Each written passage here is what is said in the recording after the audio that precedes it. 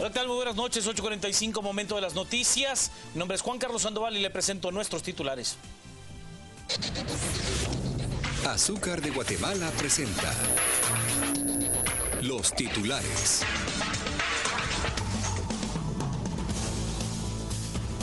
Disturbios entre población a favor y en contra de hidroeléctrica en San Mateo, Ixtatán, Huehuetenango provoca 3 heridos y 2 muertos.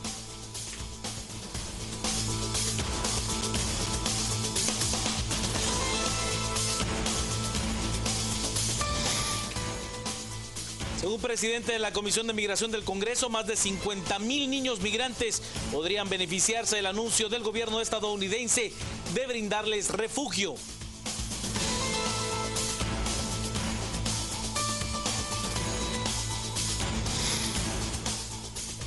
Presidente Otto Pérez Molina afirma que nuevo pliego tarifario impuesto en las portuarias Quetzal y Santo Tomás no afectará la competitividad del país.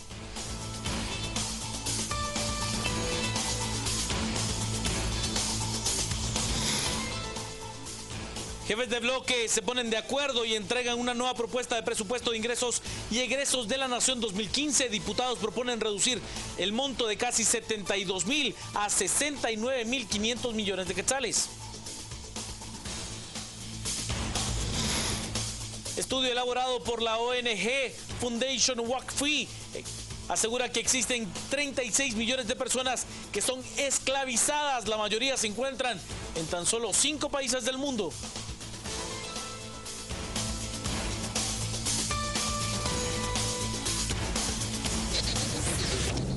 Azúcar de Guatemala presentó los titulares.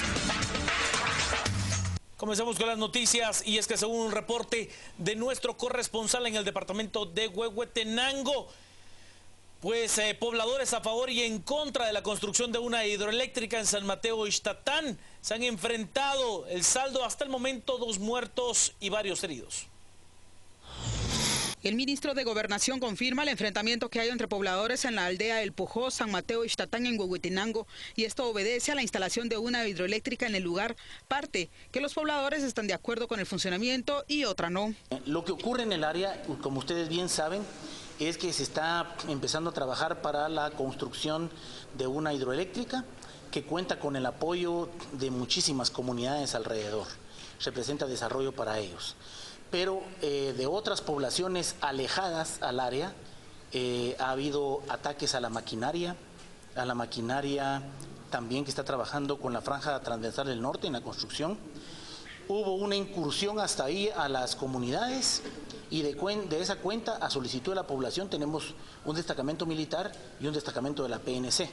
Hasta el momento se estima por parte de las autoridades que hay un muerto y un herido. Bonilla aseguró que esperan el desarrollo del problema para ingresar más elementos al lugar. Actualmente funcionan un destacamento y una comisaría que da un total de 70 agentes. De contarle que hoy se materializó el incremento de entre 2 y 3 quetzales en el precio de la libra de carne de res. Las autoridades aseguran que hay un delito de especulación.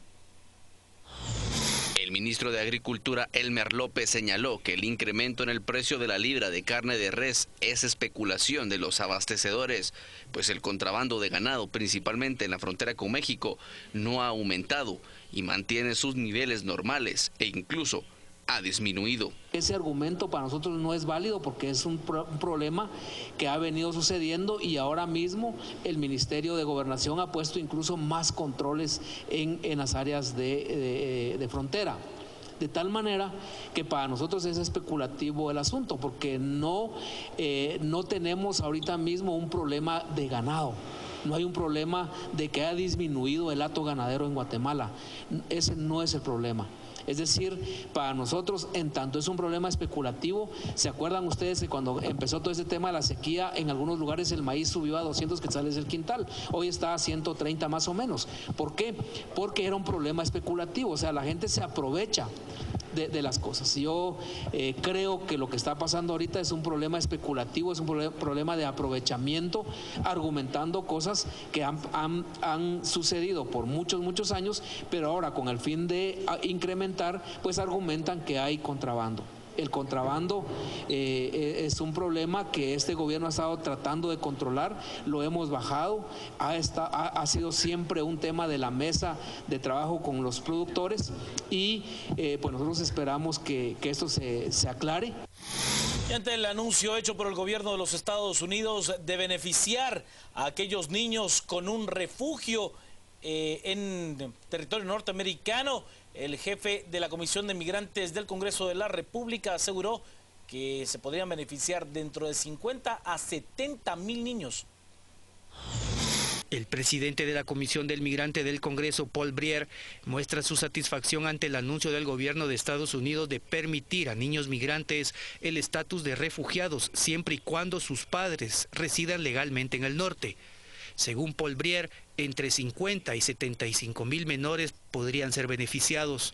Y vemos con gran beneplácito lo propuesto y lo prometido por Estados Unidos de la reunificación, en este caso con estatus de refugiados, a los niños que tienen algunos de sus padres viviendo de forma regular en Estados Unidos.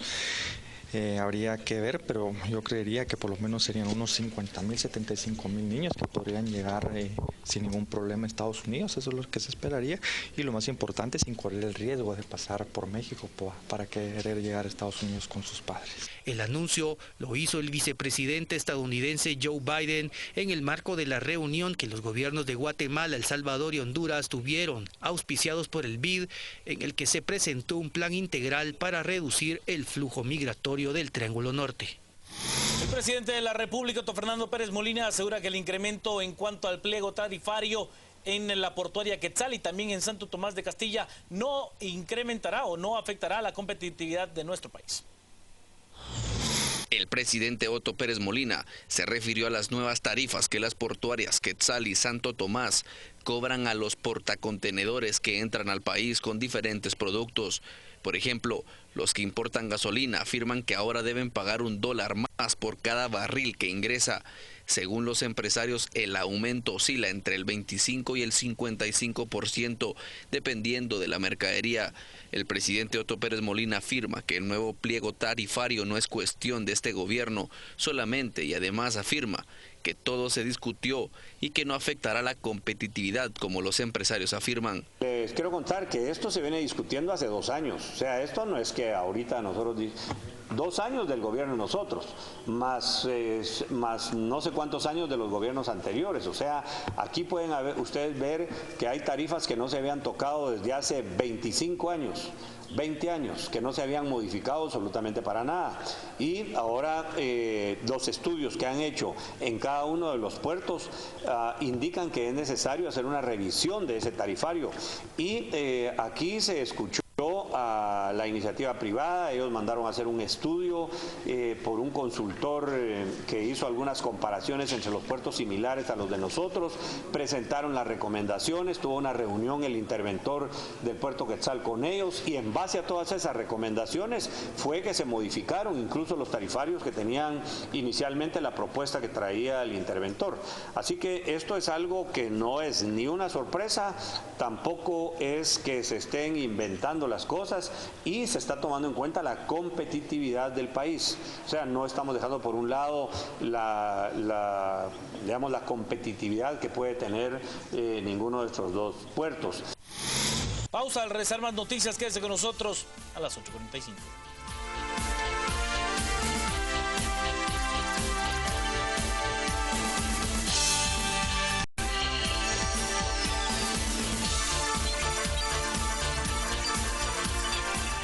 Vamos con las noticias. He de contarle que el diputado de la bancada Libertad Democrática Renovada, líder Manuel Barquín, ha presentado un antejuicio en contra del magistrado del Tribunal Supremo Electoral, Mario Aguilar Elizalde. El diputado del líder Manuel Barquín presentó una petición de antejuicio contra el magistrado del Tribunal Supremo Electoral, Mario Aguilar Elizalde, luego que éste sugiriera a través de un estudio que no se inscriban a políticos que buscan la presidencia si no pertenecen a un partido. Tal es el caso de Manuel Valdizón. Noel en su estudio está pidiendo la cancelación del partido y que no se permita la inscripción de aquellos que quieran ser candidatos, sino pertenecen a partido político determinado. Y eso es atentatorio contra principios consagrados en la Constitución Política de la República. Están haciendo es provocar una situación en la que no solo están alterando el orden institucional, sino que las sugerencias están induciendo a que se viole la Constitución. Y si se viola la Constitución hay 2 delitos precisamente. Por esa razón es que estamos acudiendo al Ministerio Público para que arranque, para que inicie la investigación y para que inicie el recorrido del expediente, elevándolo inmediatamente a la Corte Suprema de Justicia, cuál es el camino, y luego sea trasladado al Congreso de la República, que el órgano competente para conocer el antejuicio de un magistrado es el Congreso de la República. El estudio del magistrado también hace alusión a Suri Ríos, quien hasta el momento tampoco pertenece a una agrupación política. Usted, la instancia de jefes de bloque ya ha presentado una modificación al proyecto general de presupuesto de ingresos y egresos de la Nación para el año 2015. La reducción sería de los 71.000 presentado por el Poder Ejecutivo hasta los 69.000 millones de quetzales. Los jefes de bloque, a excepción de la bancada líder, consensuaron una propuesta para reducir el monto del proyecto de presupuesto de la Nación 2015. Esta consiste en bajar de casi 72 millones de quetzales a 69.500 millardos. Se desconoce qué carteras podrían ser las afectadas si se aprueba la modificación. La propuesta la han hecho las diferentes bancadas de esta reducción. Estamos analizando hoy, le hemos pedido la asesoría al Ministerio de Finanzas, se pide la asesoría al Ministerio de Finanzas para que nos ayude a buscar el monto de dónde se puede reducir ese monto de la propuesta del día de hoy. La cartera del Tesoro analizará la propuesta para informar a los diputados si es viable reducir el presupuesto del próximo año a 69.500 millones. Ellos plantean una disminución de 2.000 millones de quetzales para que el presupuesto quede en 69.000, pero sí es un monto a disminuir complicado, ¿verdad? Porque quienes más asignación tienen son los ministerios de Educación, Salud, Gobernación, porque al observar los números también ustedes ven que en obligaciones del Estado a cargo del Tesoro hay un monto fuerte de asignación, pero todo responde a leyes y aportes constitucionales, ¿verdad? Los diputados tienen hasta el 30 de noviembre para aprobar el presupuesto de ingresos y egresos de la Nación. De no aprobarse, quedaría el presupuesto actual. Un informe elaborado a nivel mundial por una organización no gubernamental da cuenta que unas 35 millones de personas alrededor del mundo viven en esclavitud. Cerca de 36 millones de personas, hombres, mujeres y niños son víctimas de esclavitud en el mundo, más de la mitad de ellas en 5 países, India, China, Pakistán, Uzbekistán y Rusia, según un estudio presentado por la ONG Foundation Walk Free. Según la investigación llevada a cabo por la Organización de Defensa de los Derechos Humanos, la esclavitud moderna está presente en los 167 países en los que se realizó el estudio, pudiendo tratarse de trata de seres humanos, explotación sexual, trabajo forzoso, servidumbre por deuda o matrimonio forzado. La organización censó a 35.8 millones de personas que se encuentran esclavas, cifra que aumentó en 23% con respecto al 2013, aunque esta progresión no se atribuyó a un aumento real de los casos, sino a una metodología más adecuada. Gran parte de los países en los que los esclavos son más numerosos se encuentran en África y Asia. 5 países concentran 61% de las personas esclavizadas. India, donde existen todas las formas de la esclavitud moderna, encabeza la lista con 14.3 millones de víctimas, delante de China, que cuenta con 3.2 millones, Pakistán con 2.1 millones, Uzbekistán con 1.2 millones y Rusia con 1.1 millón de esclavos. Le siguen en el orden del listado Nigeria, la República Democrática del Congo, Indonesia, Bangladesh y Tailandia. Aunque Europa tiene el más bajo porcentaje de personas sometidas a esclavitud, con un 1.6%, en su territorio hay 566.200 víctimas sometidas a explotación sexual o económica.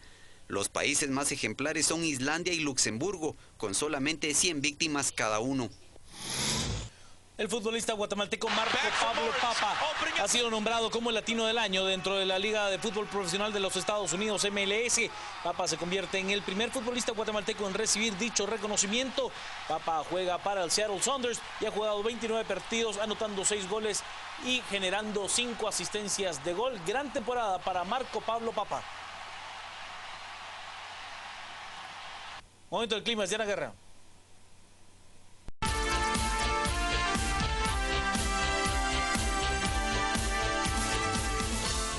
noches, es el momento de pasar al segmento de entrevistas y hoy en sustitución de Juan Luis Font voy a adelantarle los dos temas que vamos a abordar en este espacio. El primero tiene que ver con esa noticia que usted veía hace poco, la intención de líder de emprender un antejuicio contra el magistrado del Tribunal Supremo Electoral, el señor Mario Aguilar Elizardi, porque ellos interpretan que tiene una intención de que no pueda inscribirse su precandidato a la presidencia, Manuel Valdizón. En el segundo segmento vamos a abordar un tema que trata la revista Contrapoder esta semana: abusos y maltratos a estudiantes de medicina en los hospitales nacionales. Me acompaña esta noche Filip Chicola. Buenas noches, Filip. Buenas noches a los invitados. Tenemos a Ana Lucía Alejos. Ella es asesora y abogada y notaria. Viene en representación de Suri Ríos, una persona que se ha aludido con esta posible restricción que podría establecer el Tribunal Supremo Electoral. Y también el abogado y notario, expresidente del Centro de la Defensa para la Constitución, el señor Mario Destarac. Buenas noches, gracias por acompañarnos. Filip, comienza tú. Bueno, licenciada Alejos, la gran pregunta es, y que se deriva de todo lo que se ha venido platicando en los últimos días, si Suri Ríos está incurriendo en una causal de campaña anticipada, o cómo catalogar pues todos estos llamamientos y estos pronunciamientos que ella está haciendo. ¿Cómo ven ustedes? ¿Qué es lo que ella está haciendo enmarcado en la ley electoral y de partidos políticos? Bueno, pues primero que todo, buenas noches, Paola, Filip, licenciado, a todos los televidentes. Muchísimas gracias por la invitación.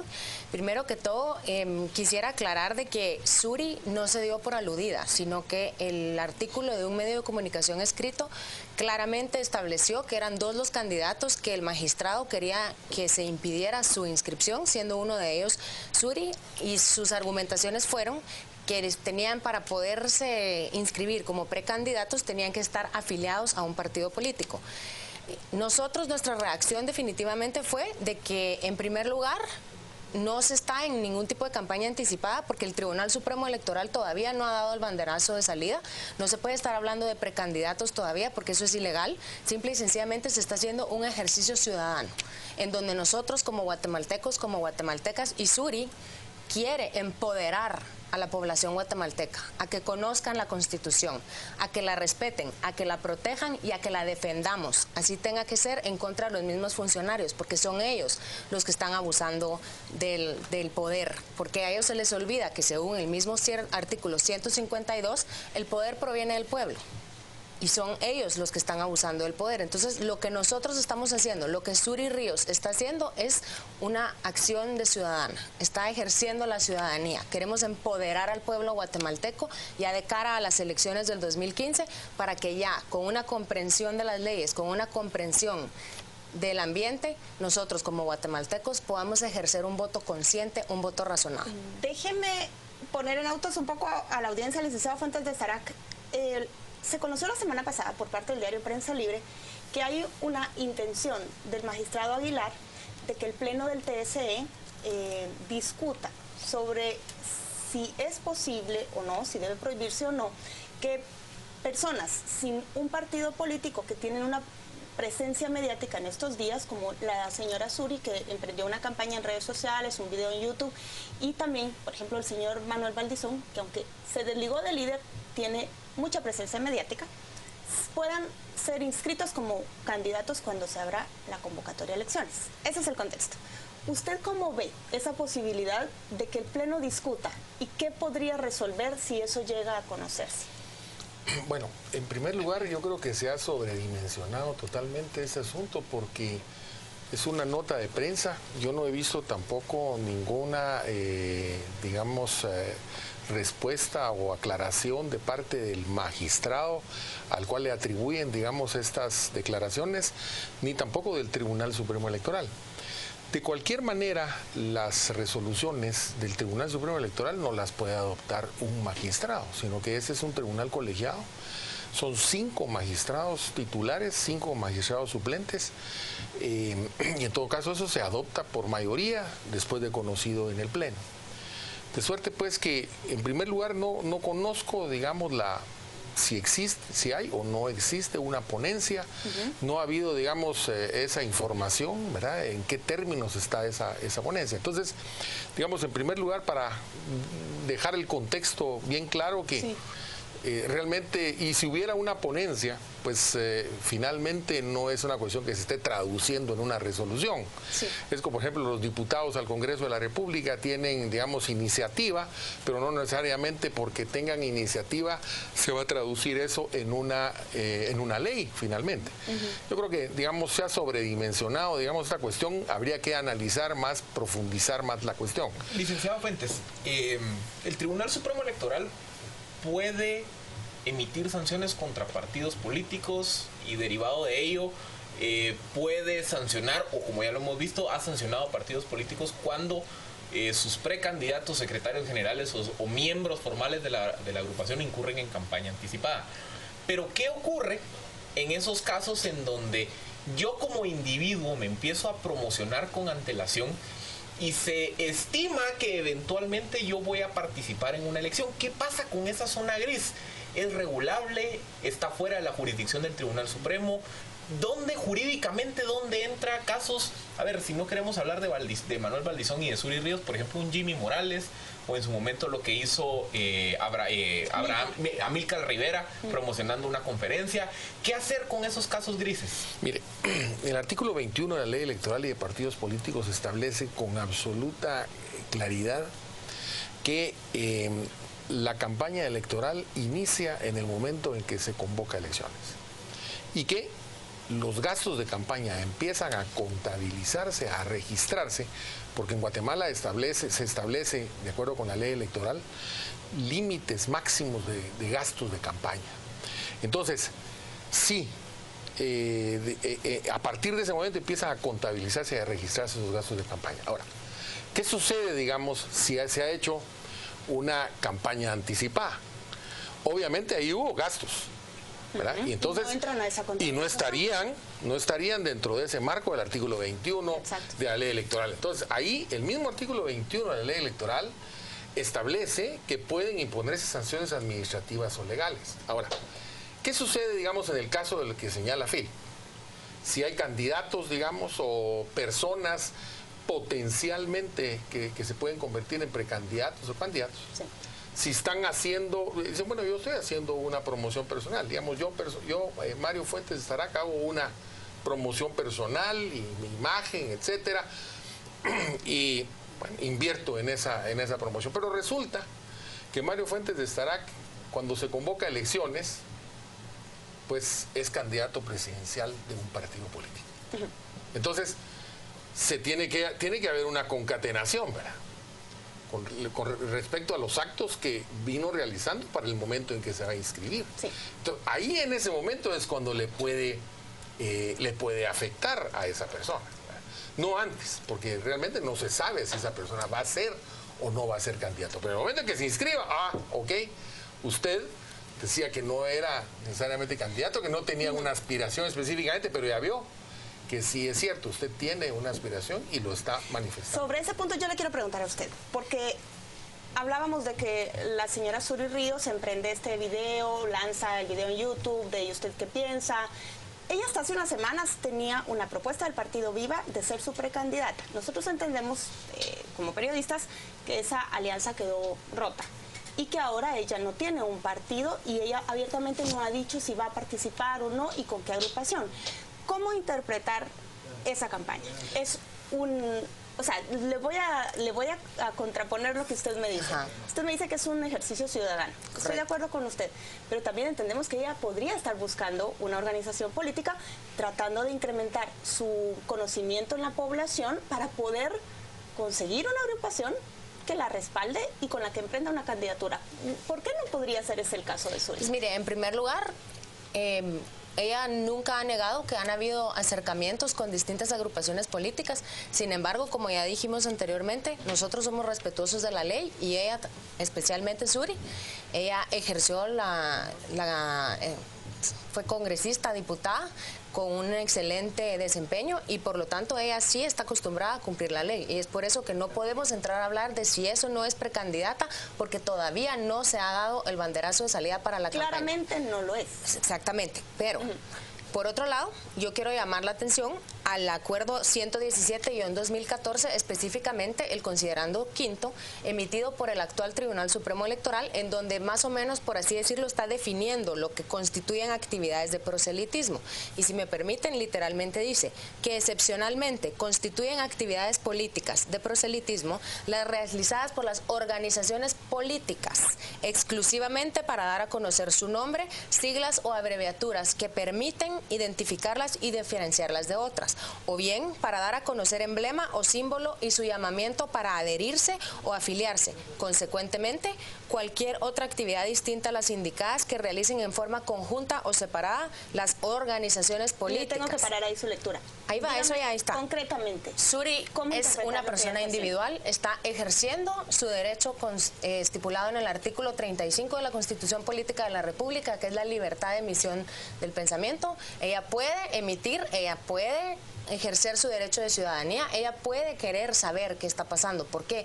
Porque ese ha sido su trabajo. Ella le gusta Guatemala, le gusta trabajar por Guatemala. Y qué mejor manera que alguien que de verdad pueda hacer el cambio, ya sea desde la plataforma política o desde la plataforma civil, tiene que estar en contacto con la población, porque yo creo que debemos dejar en claro que no es responsabilidad única y exclusiva del Estado de Guatemala de que Guatemala sea un mejor lugar.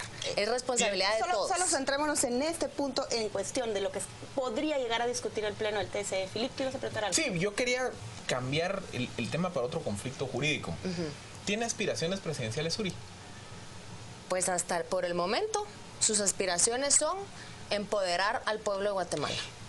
¿Por qué la pregunta? Porque si uno analiza el artículo 186C de la Constitución, pues aparentemente existe una prohibición constitucional contra Suri Ríos por ser hija de un ex caudillo que llegó al poder por un golpe de Estado. ¿Cómo han analizado ustedes ese caso? ¿Lo han analizado? ¿Han visto alternativas jurídicas? ¿Cuál es su interpretación? Pues por el momento, como les repito, nosotros estamos haciendo un ejercicio ciudadano. Nosotros no estamos analizando cuestiones políticas de campaña, de precandidaturas, simple y sencillamente porque en este momento no es el momento propicio. El Tribunal Supremo Electoral no ha dado luz verde y por lo tanto nosotros ahorita estamos ejerciendo ciudadanía y eso es lo que Suri está realizando. Licenciado Fuentes, si esta moción llega a conocerse en el Pleno del Tribunal Supremo Electoral, le reitero la pregunta, ¿qué posibilidades con la revisión que usted ha hecho de la ley electoral tendría el TSE de emprender sanciones contra no solamente la señora Suri o el señor Valdizón, sino cualquiera que esté haciendo promoción de su figura en este momento? Bueno, digamos, por eso hipotéticamente, ¿verdad? Porque no sabemos... Porque todo ha salido de algo que ni siquiera el magistrado lo ha confirmado. Entonces, ni siquiera, bueno, yo no sé si existe incluso la ponencia ante el Tribunal Supremo Electoral, ¿verdad? Porque eso es otra cuestión, ¿verdad? Pues, salió o trascendió, pero al final existe la ponencia, está la ponencia en cómo está redactada, etcétera. Entonces, hipotéticamente, ¿verdad? Claro, el Tribunal Supremo Electoral, de hecho, ha estado tomando decisiones, ¿verdad? Cuando suspendió a 11 partidos políticos por campaña anticipada, tomó una decisión. La suspensión es una sanción, ¿verdad? Y eventualmente la cancelación de la organización política también es una sanción. Ahora, digamos, en el caso de la señora Suri Ríos, pues el tema... posiblemente tiene prohibición, como dice Philip, o se analizará si tiene prohibición de acuerdo con el artículo 186, pero y si ella se quiere lanzar como alcaldesa o se quiere lanzar como diputada, o sea, realmente esa variedad, no sé, existe la posibilidad que ella lo haga. Entonces...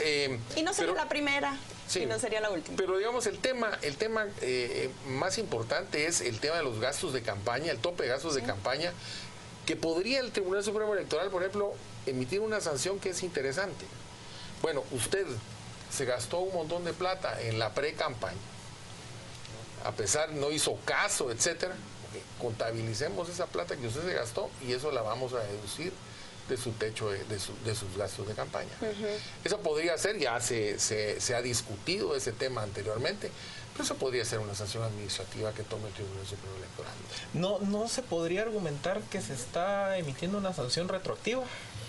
No retroactiva, porque al final de cuentas que usted está utilizando, digamos, la plata para invertir en su campaña promocional. Entonces, usted estaría realmente en una ventaja comparativa con respecto a nosotros. Entonces, bueno, usted utilizó esos gastos de campaña anticipadamente, bueno, deduzcamos en todo caso del techo máximo del gasto de campaña que tenga derecho. Veamos el otro lado de la moneda. En el caso del antejuicio que hoy presenta el partido líder contra el magistrado Aguilar, ¿puede prosperar un antejuicio sobre una nota de prensa que aparentemente no está sustentada en ningún acuerdo, en ninguna resolución, ningún punto de acta? No me suena a mí porque, fíjese, imagínese, eso es, bueno, ni siquiera se sabe si es ponencia, ¿verdad? Sí. En todo caso, si fuera una resolución del Tribunal Supremo Electoral, y todavía ahí lo dudaría porque está firme esa resolución o está susceptible de impugnación. Claro. O sea, realmente no podríamos decir, ¿verdad?, que hay una, digamos, resolución ya que ha cobrado Estado. Yo siento que esto es un poquito anticipado, ¿verdad? Porque incluso no han habido ni siquiera declaraciones del magistrado, no sé si... Hasta donde yo sé, sí hubieron declaraciones del magistrado en donde él sí dijo, porque yo tuve acceso a su comunicado, él sí dijo que había hecho un proyecto que lo había planteado al Pleno, sin embargo dijo que él no había individualizado ninguna persona y no tampoco en el comunicado no especificaba exactamente qué era lo que decía, pero lo que se filtró en esa nota de prensa fue que querían limitar que las personas que no estuvieran afiliadas a un partido pudieran ser inscritas como candidatos. Ese es el problema, que la única obligación de afiliarse o de pertenecer a una asociación obligatoria que tenemos constitucionalmente es a la colegiación profesional. En ningún lado dice que para uno poder postularse a un cargo de elección popular tenemos que afiliarnos a un partido. La única prohibición es estar afiliada a dos partidos, pero la obligación de afiliarse para poder ser lanzado como precandidato para lo que sea, eso es lo que ellos estaban planteando y eso a mi criterio es ilegal, es inconstitucional y atenta en contra de los derechos humanos. Licenciada Alejos, licenciado Starac, tenemos que terminar el segmento. Perfecto. Muchas gracias por compartir sus impresiones con nosotros. Solo hacemos la salvedad que invitamos a esta entrevista al magistrado Aguilar y también al diputado Manuel Barquín, de Líder. Ambos declinaron de participar en esta discusión. Vamos a una pausa comercial y regresamos a hablar del maltrato a estudiantes de medicina en los hospitales públicos.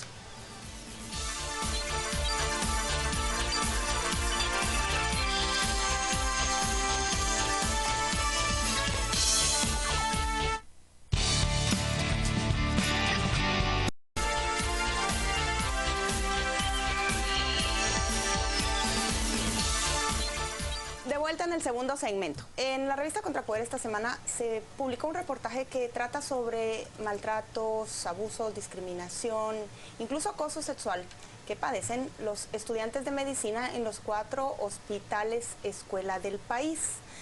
Hay un silencio de estas quejas que nunca llegan a concretarse en denuncias. Los estudiantes temen no solo poner en riesgo sus notas, sino también enemistarse con quienes podrían ser sus colegas de trabajo en un futuro. Estas imágenes que usted ve ahí son parte de las escenas que se ven del otro lado de las quejas que vemos siempre. Es una verdad que todos conocemos, que los pacientes en los hospitales públicos pasan grandes precariedades, pero también hay una realidad poco visible de los médicos, los practicantes de posgrado y de pregrado que atienden a esos pacientes. Y son mujeres y hombres que tienen que trabajar en condiciones poco salubres, poco dignas, poco humanas y también soportar grandes maltratos. De eso, el ministro de Salud, hace 2 semanas, un poco más, giró una circular para hacer constar de las denuncias que llegan a su despacho sobre maltratos de médicos de residentes hacia estos estudiantes. Y también en el 2011 el Colegio de Médicos de ese entonces, la Junta Directiva, realizó un estudio sobre las percepciones de estos estudiantes en los hospitales públicos del país. Representantes de esos dos estudios están, o de esos dos documentos están hoy acá con nosotros. El ministro de Salud, el señor Luis Enrique Monterroso, y también la expresidenta del Tribunal de Honor del Colegio de Médicos de Guatemala, Iris Casali. Buenas noches, gracias por acompañarnos. Ministro, ¿qué fue exactamente lo que usted giró en su circular hace el 15 de octubre? ¿Qué fue lo que usted externó? ¿Qué situación vio usted que creyó necesario hacerla constar en su documento? Hay una serie de eventos que se van convirtiendo en una tradición y una mala costumbre dentro de la característica de castigos que se van imponiendo a jóvenes, y en algunos casos son turnos de castigo. Tuvimos un acercamiento justamente con el Colegio de Médicos y a la larga con la Facultad de Medicina de la Universidad de San Carlos, y se reafirmó la situación que se daba. Jóvenes que eran obligados a estar 40, 48 horas sin dormir por un castigo y una sanción que se le daba. En consecuencia, lo que yo emito es una orden ministerial, que todo aquel que sea sorprendido o que se tenga una queja que pueda ser corroborada de que impuso o infligió un castigo de este tipo, va a ser rescindido de su contrato, lo que automáticamente hace que quede con su carrera de especialidad anulada en definitivo. Es decir, quien haga mal uso del poder que tiene para dañar y ejercer a la larga una especie de tortura contra los jóvenes, va a ser cortado definitivamente, y particularmente los jefes de residente van a perder cualquier derecho que tengan a seguir la carrera en este país, por lo menos. Doctora Casali, otro de los temas que siempre se ha mencionado, pero que aparentemente nunca ha existido prueba concreta, es que en el caso de residentes mujeres, algunos jefes de residentes pues le solicitan favores sexuales a cambio de una nota favorable, o de que les condicionan la nota a diferentes tipos de trabajo degradante. ¿Ustedes en el Colegio de Médicos recibían algún tipo de denuncia, recibían información de esta índole? ¿Qué se conoce realmente que ocurre en los hospitales de escuela? Bueno, mire, nosotros sí recibimos denuncias. Fueron tan importantes y de tanto impacto, y nos veíamos muy atados a actuar, porque el Tribunal de Honor es un tribunal prácticamente de conciencia. No tiene ningún impacto o ninguna injerencia como para llegar a hacer algo de tipo legal, por ejemplo.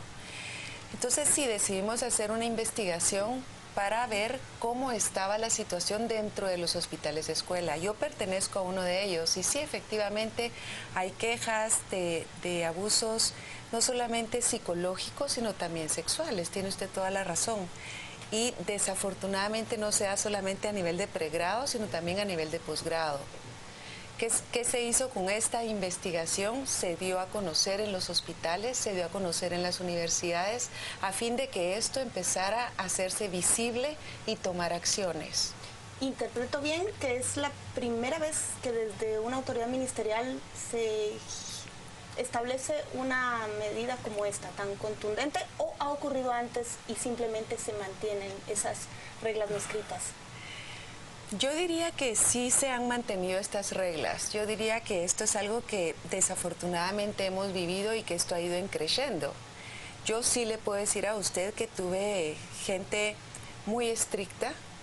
No recuerdo haber tenido turnos de castigo, por ejemplo. Sí tuve acosos. Más sin embargo, yo le podría decir a usted que en aquel entonces el nivel de exigencia no era el nivel que hay ahorita, en donde incluso gente que fue abusada o que fue acosada regresa como especialista, etcétera. Cuando usted dice abuso, ¿a qué se refiere? Abuso que puede ser desde psicológico, donde se le grita a una persona, se le insulta, se le denigra, se le humilla, se le dice incompetente delante de mucha gente, o gente como por ejemplo donde se le acosa, donde se le intercambia por favores de tipo sexual. Esas son situaciones que son claras y que existen y que se denuncian. Señor ministro, ¿cuál es la lógica de que los residentes lleven a cabo turnos de 36 horas, 40 horas, en algunos casos cada 3 días, en otros casos pues que recién salidos de sus clases universitarias que vayan al hospital y que tengan que recibir a la clase?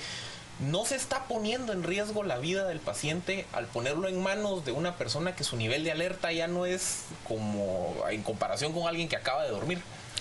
El origen, principio de esta acción que se está tomando es el estudiante que tiene que rendir precisamente a la hora de atender a un paciente, pero su función también se ve vetada, se ve limitada cuando se dice que el recurso económico que tiene el hospital no es suficiente para cancelar una frecuencia menor de turnos. Además de que el joven no solamente está expuesto, y hay que ver el lado humano, no solamente está expuesto a los turnos, sino que estudia, sale y vuelve, y en ocasiones prácticamente viven en el hospital.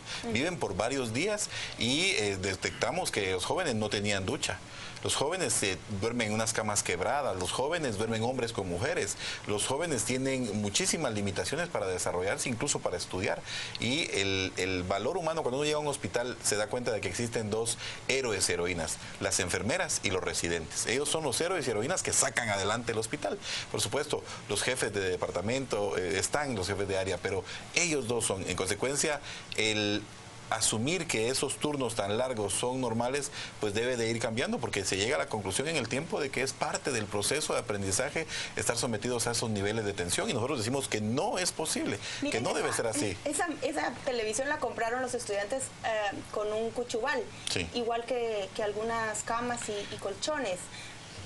Pero esos son los estudiantes más avanzados. De hecho, sí, los R1 están peor. Peor, exacto. Pero doctora Casali, déjeme preguntarle, ¿hasta dónde son castigos desmedidos, arbitrarios, y hasta dónde solo es el reflejo de las necesidades de la red hospitalaria? Por ejemplo, hablaban los estudiantes de que los ponen a darle ventilación manual a los pacientes. Sí. No solo como castigo, sino porque no tienen el equipo y que pasan horas sentados. Mire, a mí me gusta mucho que he hecho esta pregunta y voy a decir algo que me parece que es resultado de la situación. Nosotros vivimos en una sociedad violenta, donde hemos llegado a perder respeto y hemos llegado a perder lo que es el foco y la objetividad de lo que estamos haciendo. Nosotros estamos recibiendo estudiantes que vienen a un lugar a donde no tienen ninguna condición para poder estar atendiendo en forma adecuada. Entonces llega un momento en el que el mismo estudiante aprende a trabajar con lo mínimo. Entonces, trabajar en ese ambiente y vivir dentro de ese ambiente se vuelve la norma. No tener dónde dormir, no tener dónde comer, el hacer turnos extenuantes se vuelve una parte del diario vivir. Entonces, su pregunta es muy pertinente. Yo no creo que muchos estudiantes se queden haciendo lo del ambú necesariamente porque es un castigo, sino porque si hay un paciente que requiere y que necesita un ventilador y no tiene cómo hacerlo, parte de lo que se enseña dentro de la escuela es usted no puede dejar de darle oxígeno o aire a un paciente. Entonces, por supuesto que eso pasa. Y los residentes hacen turnos con tan poco tiempo de diferencia porque no hay suficiente personal. En lo que sí yo quiero que quede claro es que yo no estoy de acuerdo en que los estudiantes sean una fuerza de trabajo. Los estudiantes de pregrado jalan camillas, sacan sangre, cargan al paciente, cuando realmente en la red hospitalaria podríamos ahorrar recursos si se contrata gente que se dedique a hacer todo este trabajo y el estudiante verdaderamente llegue a aprender, porque al final de cuentas van a ser los médicos que nos van a tratar. Señor ministro, ¿quién es el responsable de implementar esta circular o de velar por el cumplimiento de la normativa emanada del ministerio? La circular se le envía a los directores de hospital pensando en los estudiantes. El director de hospital es el responsable máximo de cualquier situación que se pueda dar. Abajo de él está el jefe de departamento, jefe de área concretamente, que tiene también a su cargo elemento humano, y luego está el jefe de residentes. Hemos encontrado un contubernio entre el jefe de área de la unidad y el jefe de residentes, que en muchos casos el jefe de residentes se convierte como, valga la expresión, la verdad que quiero defender a los jóvenes en este caso, en el capataz que decide qué debe hacer el otro y empieza a apurar al equipo. Y eso, a nuestro entender, no es correcto, porque los jóvenes están sometidos a condiciones que son poco humanas, pero además están sometidos a una presión de trabajo muy intensa. En las emergencias, por citar la de San Juan de Dios, se reciben de 1.500 a 2.500 emergencias diarias, y esas son atendidas en muchos casos por jóvenes que están padeciendo sueño, y que hemos tenido reportes de que han ido a chocar cuando salen del hospital y van manejando. Es decir, ese tipo de situaciones tiene que ir parando a la par de ir mejorando las condiciones en las que están ellos pernoctando, dividir hombres con mujeres, tener duchas. Esas cosas básicas tienen que irse viendo como necesarias para los estudiantes. ¿Y usted cree que encuentre esa respuesta de los estudiantes de estar anuentes a denunciar? El procurador ha recibido 6 denuncias. solamente. Pero lo curioso es que cuando se plantea un tema de estos a debate, mucha gente cuenta sus experiencias en foros y en redes. Le cuento algo. Yo me reuní, y voy a omitir los nombres de las personas con las que me reuní, de la Procuraduría de Derechos Humanos, que eran médicas, eran mujeres, y dijeron, es que yo aprendí por los castigos que me impusieron. Si no hubiera sido por los castigos, yo no hubiera aprendido. ¿Cómo se te ocurre hacer una circular de este calibre? Y yo les digo, es que no puede seguir viéndose eso como normal. Exacto. Si hay castigos que lastiman no solo la moral, sino además el profesionalismo y la psicología, tienen que terminarse. Y ellas decían, pues es que yo así aprendí a hacer cosas importantes en mi carrera. Y eran mujeres, médico, que estaban diciendo que los castigos, las prácticas de castigo eran necesarias. Según nuestro entender y el tiempo que yo esté en el ministerio, eso tiene que cambiar.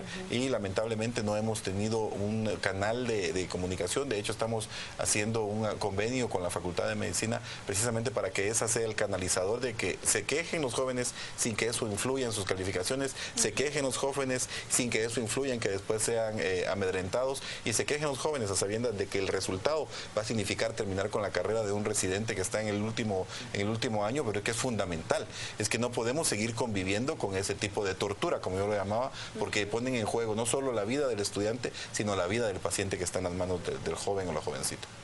Doctora Casali, conociendo el gremio de médicos como usted lo conoce, ¿cree usted que existe voluntad para empezar a cuestionar esas prácticas tradicionales de turnos tan largos, de el abuso de parte de jefes de residentes y departamento en contra de los residentes?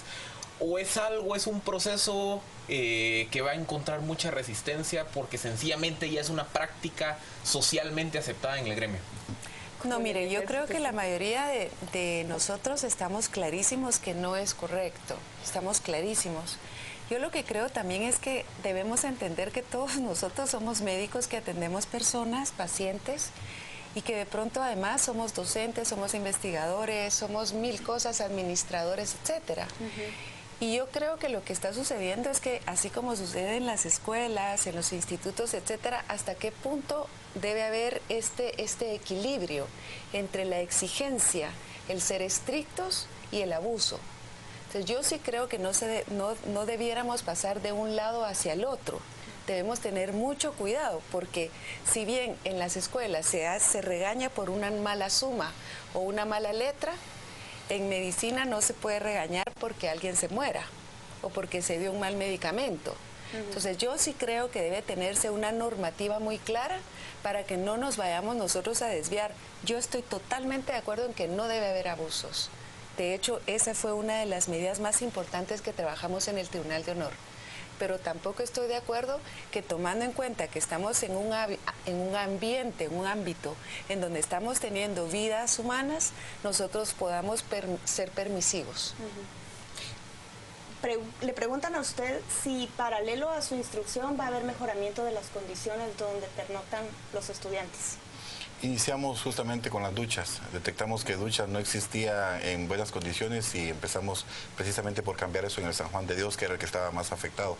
Estamos solicitando realmente la condición en la que se encuentra económicamente. El Ministerio nos forza a que vayamos a la Embajada de China a Taiwán a solicitar literas, a solicitar una estructura que pueda ser mínima con lockers aceptables, y China Taiwán nos va a dar una respuesta pronto para poder hacer la implementación. Recibimos los listados de los jóvenes. Lo que realmente desde acá digo no vamos a poder hacer es llevar pantallas, microondas, no, vamos a llevar literas, lo mínimo, vamos a empezar a estructurar paulatinamente, y la Embajada de China Taiwán y el señor Adolfo Sun, que es el embajador, aceptó nuestra solicitud y vamos a estar implementándolo a la brevedad, porque es fundamental que empecemos por uno, y por lo menos las 64 literas que inicialmente se piden, la estructura mínima de lockers, va a estar con ellos pronto. Y esta pregunta es para los dos, perdón, Philip, ¿de dónde creen ustedes que debería venir esa propuesta de regular los horarios, las sanciones incluso, los castigos? ¿Quién lo debería elaborar e implementar? Yo creo que debería salir del trabajo de la gente de campo. Nosotros somos los que estamos dentro de los hospitales, pero necesitamos también un trabajo en conjunto. Nosotros podemos hacer normas porque somos los que estamos viendo las necesidades.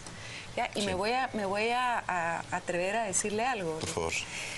Yo sí creo que está bien que pida ayuda a las embajadas, pero quiero hacerle ver que ahorita hay tanto estudiante de pregrado que llevan las diferentes universidades y facultades, que las facultades han ido aportando con el tiempo algo para hacerse. En el Hospital Roosevelt en algún momento se pensó hacer una edificación precisamente para que los estudiantes estuvieran mejor, en mejores condiciones, con mejores aulas, áreas como dormitorios, ¿ya? Y varias de las universidades privadas estuvieron de acuerdo en participar. Entonces yo creo que son planes que se deben retomar porque al final de cuentas, si las universidades están enviándonos a los estudiantes, a nosotros para dar la docencia, la investigación, etcétera, etcétera, yo creo que es parte de lo que se puede hacer. Y una última, ministro, yo sé que ya estamos contra el tiempo, pero ¿piensan llevar a cabo supervisiones, rondas para ver que efectivamente se cumpla la normativa o cómo garantizar que no se vuelva una corporación de intereses cerrados dentro de cada hospital escuela? En principio, con la coparticipación de los jóvenes. Ellos tienen que también tomar la valía de decir, están abusando de mí y yo quiero que eso se corrija. No me gusta la forma en que me tratan. Y hemos encontrado en privado mucha apertura. Cuando es el momento de la denuncia todavía son tímidos. Sí. Paulatinamente se va a ir tomando más energía. Vamos a firmar un convenio con la facultad justamente para hacer un estudio a profundidad y para poder avanzar en la denuncia, que no se vaya a cerrar ese sistema y que luego sea una nota escrita y guardada en una gaveta, sino que tiene que ser algo dinámico y activo. Y eso es solamente construido de manera conjunta. Desde el ministerio solo no se va a poder hacer, desde la facultad sola no se va a poder hacer. Depende de los jóvenes que están estudiando. Todavía me da tiempo de una pregunta más. ¿Se reconoce más abiertamente los castigos, los horarios extenuantes que el acoso sexual? Y mucho menos el abuso sexual, las violaciones. ¿Y se ha escuchado alguna vez de casos que nunca llegaron a ser expedientes en el Ministerio Público de abusos sexuales adentro de los hospitales? ¿Usted conoció algún caso de estos? Sí. ¿Y qué pasó con esa situación? La persona de la que yo recuerdo que tuvo esta situación es una persona que estaba en pregrado. Tuvo una reunión con alguien que era de mayor jerarquía y fue cercano al hospital. Comieron, tomaron algo y ella al final tuvo relaciones con esta persona sin percatarse porque ella argumenta que fue sedada. ¿Sí? Ese es un atropello. Mas sin embargo ella se negó rotundamente a decir algo. Rotundamente. Ni a sus padres ni a nadie. ¿Sí? ¿Y usted ve con estas medidas que casos como ese o los menos severos pueda cambiarse esa mentalidad tan militar en los hospitales? Mire, yo creo que está empezando a cambiar porque la gente está hablando. Me sorprende escuchar esto que usted está diciendo. Yo sí le puedo decir que en la época en que estuvimos el doctor Mejía y mi persona dentro del Colegio de Médicos, el Tribunal de Honor recibió estas situaciones y entonces fue cuando decidimos hacer todo este estudio. Entonces yo sí creo que ahorita la gente está un poco más dirigida a hablar, máxime si hay una reciprocidad. De otra manera, yo creo que van a ser como palabras al aire. ¿Sí? Ministro, ¿en cuánto tiempo quisieran ustedes ver, por ejemplo, un resultado de cambio de la política de los residentes? ¿En cuánto tiempo les gustaría que se replanteara el tema de los horarios, el tema de las condiciones, el tema de cómo organizar el modelo? ¿Hay algún cronograma de implementación? Por lo menos quisiéramos ver la primera denuncia.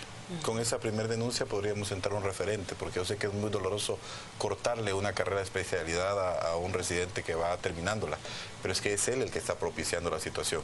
Primero una denuncia y a un plazo no máximo de 3 meses tener un cálculo, porque recuerden que en esto también ha involucrado recurso financiero. La primera decisión que estamos tomando es que hayan 200 bolsas de estudio más para pregrado. Eso implica más o menos un monto que no es elevado, es 1.500.000 quetzales cada semestre, que es un elemento humano que por lo menos con esas 200 personas hay 100 comunidades más que van a estar siendo cubiertas. Es recurso el que se tiene que vincular financieramente, pero también lo que decía la doctora, la estructura debe de surgir del mismo estudiante a quien queremos darle la coparticipación total de su destino. Él tiene que tomarse en propiedad su destino y el destino de futuras generaciones. Señor ministro, muchas gracias. Doctora Casali, gracias por acompañarnos. Vamos de inmediato a la pausa comercial, ya regresamos. Los deportes son presentados por el nuevo y delicioso Econocom.